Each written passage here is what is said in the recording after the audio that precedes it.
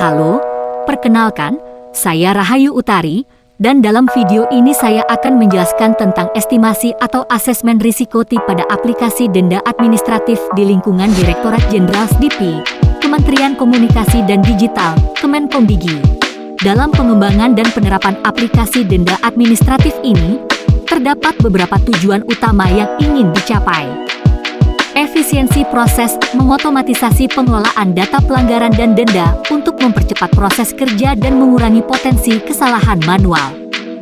Keamanan data, melindungi data sensitif dengan teknologi enkripsi serta menerapkan kontrol akses yang ketat untuk menjaga kerahasiaan dan integritas informasi. Integrasi sistem, memastikan koneksi yang aman dan lancar dengan sistem internal, SIM, dan eksternal, Simponi, guna mendukung proses pembayaran dan pelaporan yang efektif. Transparansi, menyediakan jejak audit yang jelas untuk meningkatkan akuntabilitas dan memudahkan pengawasan proses. Skalabilitas, mampu mendukung pertumbuhan jumlah data dan pengguna tanpa mengganggu kinerja atau operasional sistem.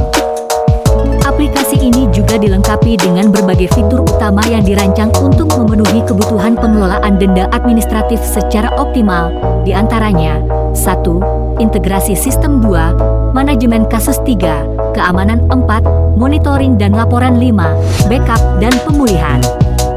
Dalam mengelola risiko pada aplikasi denda administratif di lingkungan Direktorat Jenderal SDIP Kemenkomdigi, saya mengadopsi Cobit 5 sebagai kerangka kerja utama. Kerangka kerja ini digunakan khususnya dalam penyusunan dokumen skenario risiko. Sementara itu, untuk proses asesmen risiko yang mendukung penyusunan skenario tersebut diterapkan pedoman dari DISTESP 830 Rev.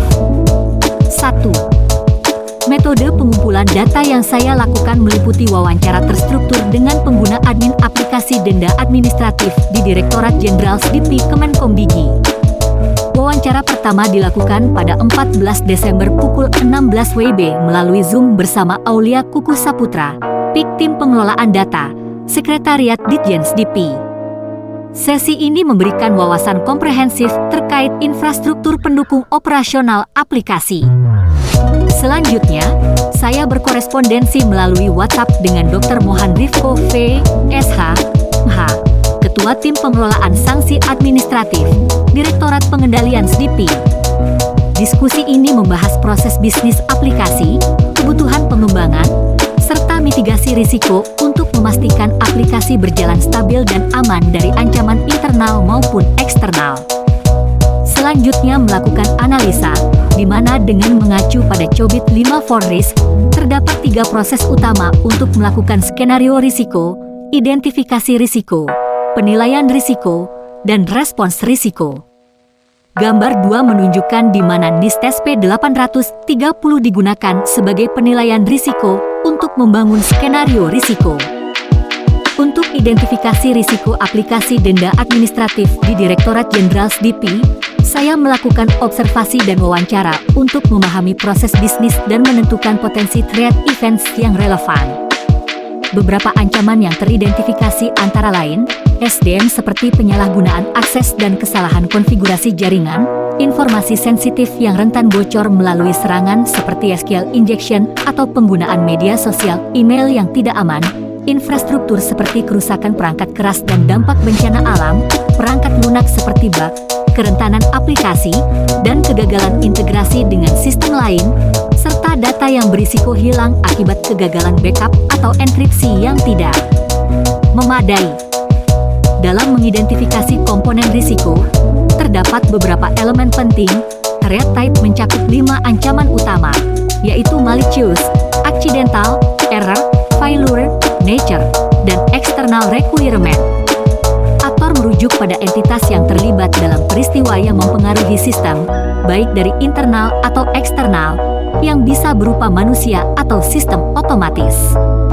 Event melibatkan 5 peristiwa utama, seperti akses tanpa izin, eksekusi proses yang tidak efektif, kebocoran informasi, penggunaan yang tidak tepat, dan desain yang tidak efektif. Aset adalah elemen yang perlu dilindungi, termasuk orang, sistem, infrastruktur, keuangan, dan reputasi.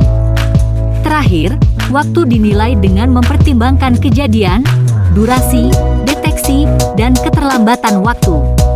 Setelah melakukan identifikasi risiko, langkah selanjutnya adalah risk assessment, yang menunjukkan bahwa sebagian besar kategori memiliki level of risk antara tinggi dan sedang, dengan jumlah yang seimbang di kedua level tersebut. Pada kategori pertama, staff operation, terdapat dua ancaman dengan level of risk tinggi, yaitu penyalahgunaan akses dan kesalahan konfigurasi jaringan. Pada kategori information, ancaman pengungkapan informasi melalui serangan logika memiliki level of risk tinggi, sementara informasi yang terungkap melalui email media sosial berada pada level of risk sedang. Pada kategori infrastruktur, ancaman kerusakan perangkat keras memiliki level of risk tinggi, sedangkan gangguan akibat bencana alam memiliki level of risk sedang. Pada kategori software, ancaman bug atau kerentanan aplikasi memiliki level of risk tinggi, sementara kegagalan integrasi sistem berada pada level of risk sedang. Terakhir, pada kategori data, ancaman kegagalan backup data dan enkripsi data yang tidak memadai masing-masing memiliki level of risk tinggi. Terakhir, dilakukan analisis cost-benefit analysis (CBA). Untuk melaksanakan CBA, perlu ditentukan 3 parameter untuk setiap ancaman. 1. ALE, prior, adalah estimasi kerugian tahunan sebelum penerapan langkah mitigasi. 2. ALE, post, adalah estimasi kerugian tahunan setelah penerapan langkah mitigasi. 3. CB adalah biaya tahunan untuk penerapan langkah mitigasi. Dengan demikian, rumus CBA dapat dihitung dengan CBA sama dengan ALE, prior, dikurangi ALE, post, dikurangi CB. Berikut adalah contoh perhitungan untuk ancaman penyalahgunaan akses.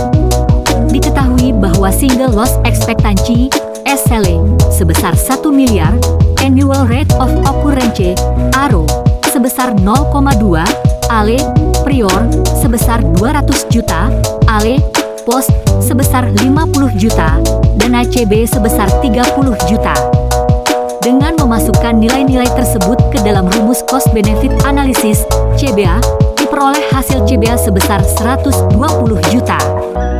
Berdasarkan asesmen risiko, ancaman yang dihadapi organisasi dikelompokkan dalam kategori staff operation, information, infrastructure, software, dan data, dengan potensi dampak signifikan terhadap organisasi.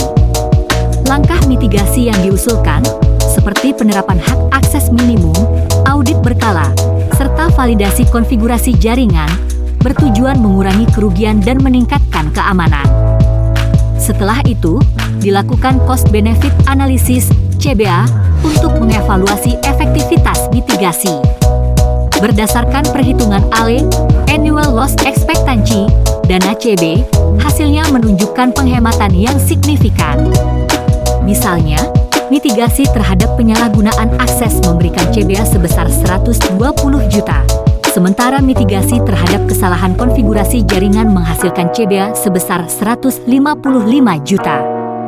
Secara keseluruhan, CBA menunjukkan bahwa biaya mitigasi lebih kecil dibandingkan dengan kerugian yang dapat ditimbulkan oleh ancaman tersebut, sehingga langkah mitigasi ini sangat efektif dan direkomendasikan untuk diterapkan guna meningkatkan keamanan dan keberlanjutan operasional organisasi.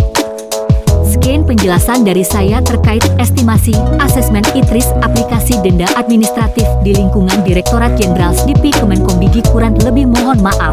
Terima kasih.